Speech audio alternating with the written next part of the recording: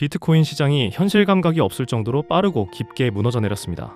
시장을 부흥으로 이끌겠다던 약속은 온데간데 없고 계좌는 피로 물들었죠. 답답하고 혼란스러운 마음에 밤잠을 설치고 계실 여러분의 심정을 누구보다 잘 알고 있습니다. 지금 시장을 보면 온갖 추측이 난무합니다. 누군가는 특정 인물의 말 한마디 때문이다. 누군가는 케빈 워시가 연준 의장이 되면서 긴축 공포가 터졌다며 서로 삿대질하기 바쁩니다. 하지만 누구 하나 이 하락의 진짜 원인에 대해 명쾌한 답을 내놓지 못하고 있습니다. 그래서 오늘 저는 숫자 맞추기 노름은 집어치우고 원초적인 질문에 답을 하려 합니다. 도대체 그들은 왜 시장을 이렇게 잔인하게 쓸어버렸을까요? 그리고 그 폭락의 잔해 속에 그들이 남겨놓은 메시지는 무엇일까요? 저는 감정을 싹 걷어내고 오직 데이터와 구조, 그리고 돈의 흐름만 보려 합니다. 오늘 제가 드리는 말씀은 희망 고문이 아니고요. 공포가 아니라 팩트로, 감정이 아니라 숫자로 증명된 이 시장의 진짜 설계도를 보여드리겠습니다. 현재 시장 상황을 한 줄로 요약하면 기이함 그 자체입니다. 금은 나스닥, 그리고 암호화폐까지 모든 자산이 동시다발적으로 처참하게 무너졌습니다. 그런데 여기서 소름 돋는 이상 징후가 포착됩니다. 전 세계 모든 자산이 빠지는 와중에 유독 미국 국채 가격만 올랐습니다. 심지어 다른 나라 국채들은 다 떨어졌는데 오직 미국 국채만 상승했습니다. 도대체 왜일까요? 시장이 망해서 안전자산으로 도망간 걸까요? 그렇게 단순하지 않습니다.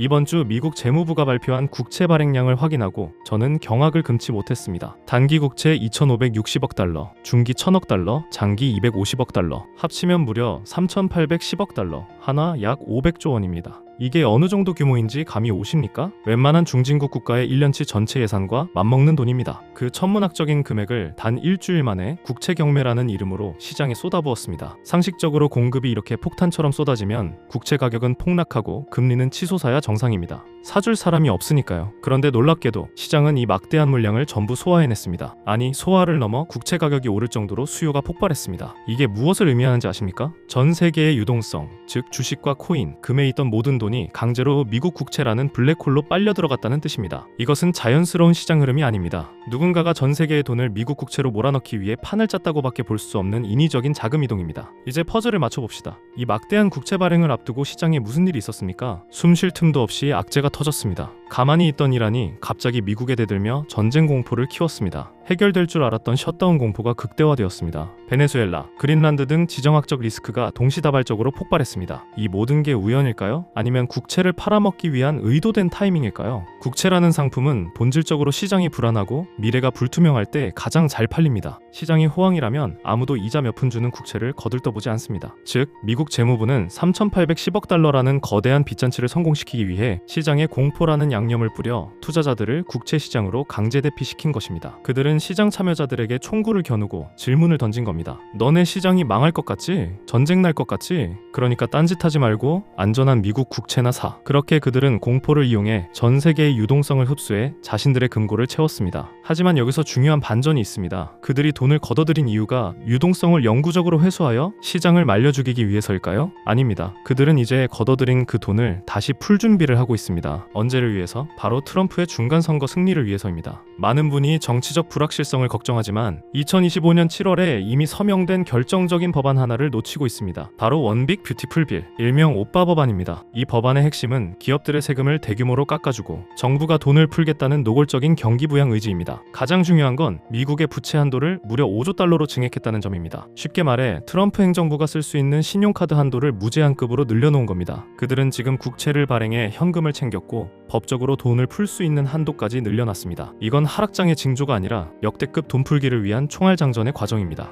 또한 이 막대한 국채를 누가 받아주고 있는지 아십니까? 바로 스테이블 코인 시장입니다. 테더나 USDC 같은 스테이블 코인 발행사들은 미국 국채의 가장 큰 손 중 하나입니다. 미국 정부가 작년에 지니어스 법안을 통과시키고 지금 클래리티 법안을 밀어붙이는 이유가 뭘까요? 크립토 시장을 사랑해서가 아닙니다. 스테이블 코인 시장을 키워야 자신들이 발행하는 막대한 국채를 받아줄 호구가 생기기 때문입니다. 즉, 지금의 규제 완화 움직임과 국채 발행은 서로 맞물려 돌아가는 거대한 톱니바퀴입니다. 현재의 상황을 가장 잘 설명해주는 과거의 대자비가 있습니다. 바로 2020년 2월 코로나 팬데믹 직전입니다. 그때를 기억하십니까? 아무도 예상치 못한 바이러스가 터지며 시장은 수직으로 낙하했습니다. 그런데 재밌는 건 그때의 거시경제 환경이 지금과 소름 돋을 정도로 똑같았다는 점입니다. 2019년 중순부터 금리 인하가 시작되었고 사실상 양적 완화가 진행 중이었습니다. 유가와 물가는 안정적이었고 정부는 돈을 풀고 싶어 안달이 나 있었습니다. 모든 조건이 상승을 가리키고 있었는데 코로나라는 돌발 변수 하나가 시장을 셧다운시켰습니다. 만약 그때 여러분이 이제 세상은 망했다, 시즌 종료다라고 외치며 시장을 떠났다면 어떻게 되었을까요? 그 직후 연준과 정부는 팬데믹을 핑계로 역사상 유례없는 돈 복사기를 가동했습니다. 비트코인은 그 유동성을 먹고 바닥 대비 1800% 상승했습니다. 지금의 하락도 마찬가지입니다. 전 세계는 금리 인하 기조로 돌아섰고 유가와 물가는 잡혔으며 트럼프 행정부는 5조 달러의 돈 보따리를 풀 준비를 마쳤습니다.